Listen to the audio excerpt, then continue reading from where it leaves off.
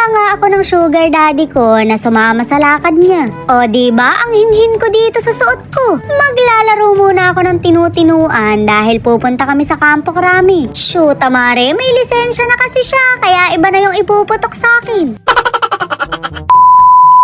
Sugar daddy ko nga lang ang aalis pero kabod akong sinama. Syempre Mare, kalad ka rin ako kaya nagpakaladkad naman ako.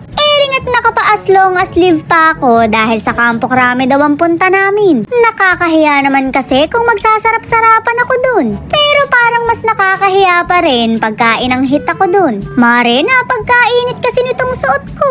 Mukhang pagka pinagpawisan ako, amoy mandirigma na ako. Meron ba kang nagpaputok o merong pinutok?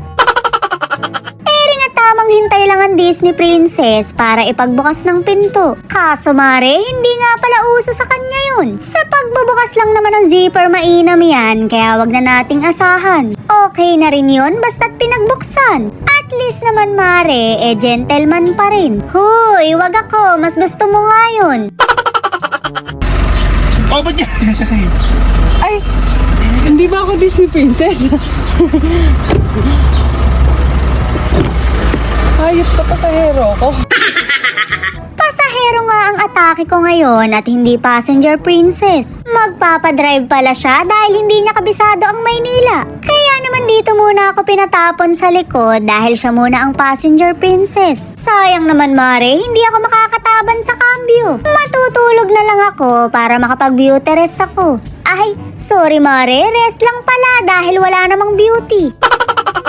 Grabe namang mag-drive to, masyadong mayanig. Wala na nga naman yung ulo ko, mauuga pa. Mabuti na nga lang at nandito na si kuya. Mapapalitan na siyang mag-drive kaya makaka-sleep na ako ng payapa. Abay, akala yata ng shoota, bida siya sa Fast and Furious. Kumain nga muna kami dahil may kasama kami. Kung wala Mare, baka lunoklaway na lang ako. Ring at inaasar pa ako dahil hilaw daw yung in-order ko. Abay, hindi naman hilaw to, medium rare ang tawag dito. Ganyan talaga kaming mayayaman, mga aswang kumakain ng hilaw.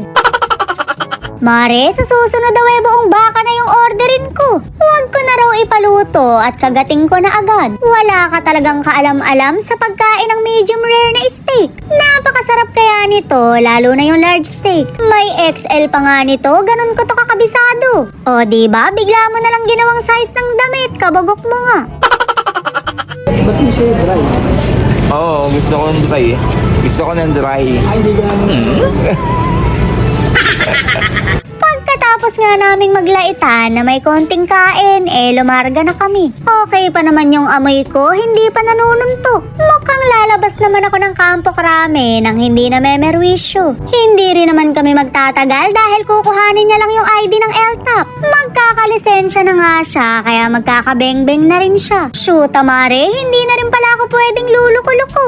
Hindi na ako pwedeng mag-amok pagka nalalasing ako. 10 taon pa naman ang expiration nito, kaya 10 taon din akong behave. Naku Mare, 2 na pala yung ipuputok sa bukin.